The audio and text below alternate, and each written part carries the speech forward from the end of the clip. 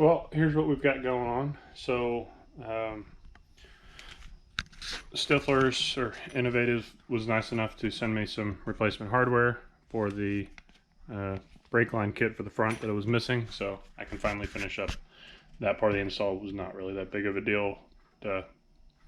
Wasn't holding me up. I still got other stuff I'm working on anyways, but nice to have a company actually or do what they say they were going to do.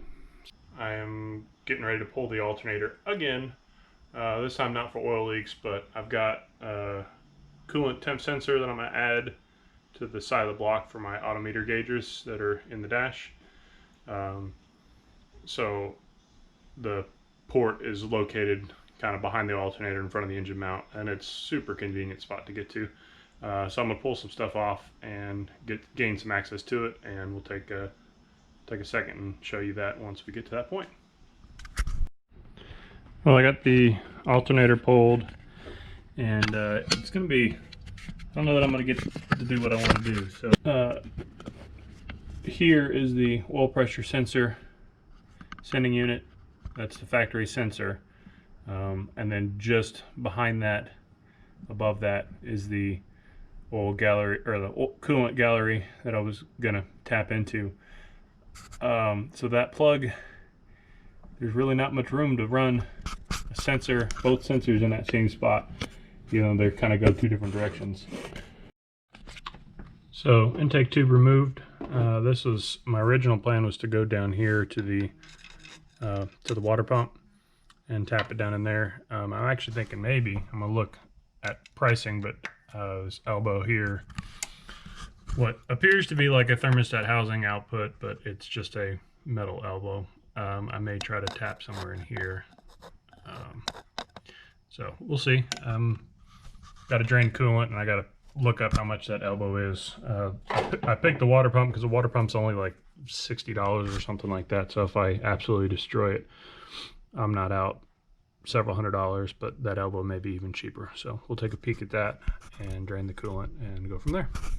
So coolant is draining over here. Apologize for the noise. I've got just this little hose hooked up to the drain cock on the petcock on the radiator, and opened it up and filling up the drain bucket. I got all the upper radiator hose stuff pulled out. So my original anticipation, I was going to tap somewhere in here on the water pump, but it's really tight down in there, and the other option was somewhere in here, but again, it's pretty tight. Now if I pulled the thermostat housing off here, I probably could get decent access into here. And there's a nice flat area. What I'm gonna do is I'm gonna pull this guy, my upper radiator hose adapter, off and see what kind of flat areas I have on this backside back here. Well, I looked up the parts pricing on the coolant neck, and it's about a third of the price of the water pump. So water pump's 60-ish, and this is like $22 or something like that. So I'd much rather destroy this than destroy the water pump, and ease of access is much easier to get to as well. So what I did is I put a center punch right there, and I'm going to get my drill out, which is a 21/64, and then we'll run the 1/4 inch NPT tap into that. So we'll get to drilling.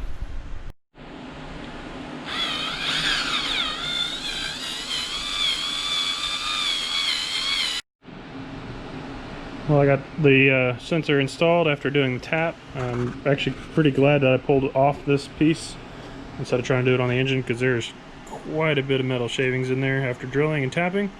So this gives me a good opportunity to get all that flushed out and make sure that none of that was actually over in the engine. So I got the water neck put back on, and got my temp sensor installed, as you saw.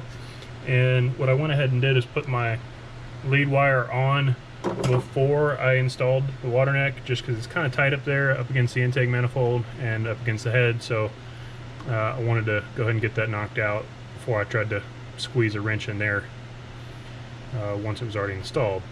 So now that that's done, I can put the rest of my cooling network back together in here, put my upper hose back on it, and then we'll go put some coolant in it and pressure test it and all that good stuff. Just tidying up all these loose ends that haven't been done yet, but I literally spent most of the day just tapping that thermal, or tapping that Y, and then running harnesses for that. So it doesn't look like I got much done, but I spent a lot of time to make sure it was done right and make sure it was done the way I wanted. Last but not least, my shifter console did get sold, and the customer wanted it in a tan console, so I've got it rebodied into a tan console and painted the upper bezel in medium parchment to match the console. Came out really nice. It actually almost, in a weird way, like it better in tan. It kind of freaked me out, the thought of that initially, but the more and more I see it, the more and more I like it. So it came out really good. So that should be getting picked up tomorrow. So free up a little bit of garage space. And then the black console pieces have been spoken for. I need to disassemble it and get it packed up for shipping. So pretty happy with where I'm at with all that.